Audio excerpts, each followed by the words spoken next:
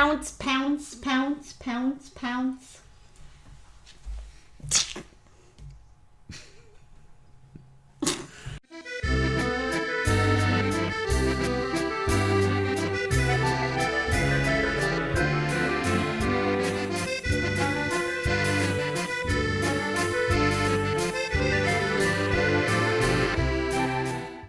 Oh. Okay.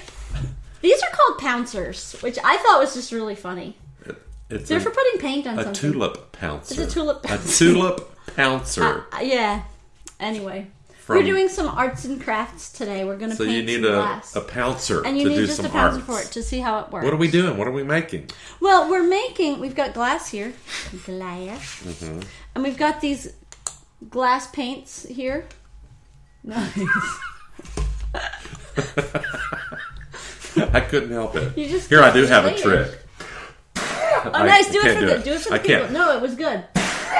Awesome. I'll break the glass. That's a classic. That's just classic comedy. We used to do that in my family, and my grandmother tried to do it one Thanksgiving. And her teeth came out? No! She had perfect teeth. Oh, sorry. Anyway. What happened? That's another story. She just laughed. Oh. She couldn't do it. She couldn't do it. Oh, that's funny. I totally distracted you on that. Anyway, the reason we're doing this is because sometimes we've talked about prayer before, and sometimes we get into this thought that prayer is just words. That you pray to God, and it's you sort of asking God or telling God, right? And there's times when we do that, but there's also times when we need to listen. And just take space to sort of put ourselves in a place where we're open to God's possibilities, yeah? Yeah. But sometimes things are happening in our lives that are just too big for us to comprehend or too hard for us to work through. And so to put ourselves in a place where God is and just be still and silent is sometimes even too hard because everything's whirling and everything's scary and it's hard to sit still. So that's a good time to do a doing prayer. A doing prayer. We're gonna do. So we're gonna do. Yeah, I mean, you can do walking prayers. You can do. I've prayed in the garden whilst I'm putting plants in, but this is a doing prayer, and it's pointed at somebody that we want healing and hope for, and so we think about that person whilst we're doing it, but only in the sense of just how much we want God to hold them and hold us in holding them. But right now, we can't hold them. So we do this instead. I have a group of women, several women in the church that I think their doing prayer is with paper. And they do a lot of folding and cutting and making these cool cards. And I received one this week. I should have brought it. And cool. It was a really cool thing. So that was their doing prayer. So our doing prayer is we're taking our pouncer and we're putting it in what? In glass paint, in what is supposed to be sort of transparent, so it'll make like a sun catcher, So when this dries, this paint will be see-through. Yeah, gotcha. And so the sun will shine through it. And what we're eventually going to do is we'll have one for this person, for their window, and one for our window.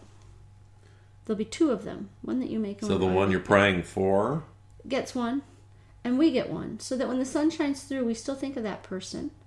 It reminds us. Cool. It holds her in the light. Get it? The sun comes through, and the sun is light. Yeah. And then when it shines through that person's window, and that person sees it, that person knows that we were in prayer when we made it, and that we're going to be in prayer when we see it. And it sort of lets them know they're being held in the light, as well as just being pretty. So that's kind of the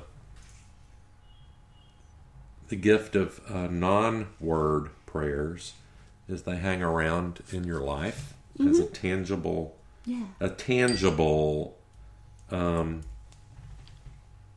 reminder of the prayers that we're praying. Yeah. So sometimes says, well, I don't know, I've prayed and God hasn't answered my prayers, but God answers through other people and through sometimes just the words of a complete stranger, Has that ever happened to you? Oh, every day. I would say every day. Every day? Every day. Someone speaks to you? Yep. A prayer? Every day. Every day I feel like I hear the voice of God through the wisdom of someone else. Actually, the other day, my friend just said, I just wanted to say this thing to you. And it was about murmuration. And she said, nurture the glimmer. Nurture. And I really felt like there was something divine in that, because I don't know, it's just stayed with me. There's a lot of images with nurturing as a mom, and then there's a lot of images with glimmer as light and darkness, and I see excitement, because fairy glimmer for me was like little. It's like a little bitty, starting thing. But isn't it exciting? And that if you nurture it gets big. It might get big. But in I the have dark, no idea what I'm making on this. Well, you're not supposed to. You're supposed to be praying. I'm praying. I am. I'm going to have to work on it. Well, I don't think you should be too concerned about working on it. You should just mess around. Okay. And be holding in the light the person we're thinking about. Right. So, anyway. I don't know if those colors will show up or not. It will. Sure. Cool. Yours are quite airy. Airy, Yeah. They're Kind aerated. of a heart. Nice. Anyway. Cool.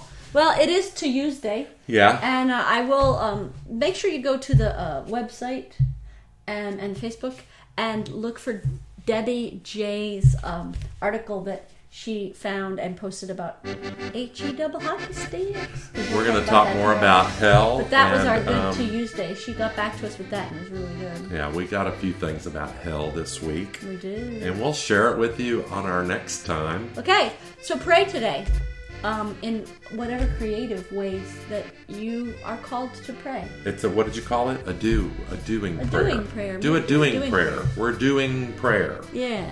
Do prayer. Yeah. Cool.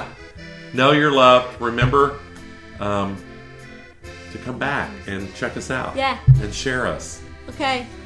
Later. Bye, Jeannie. Bye. Bye.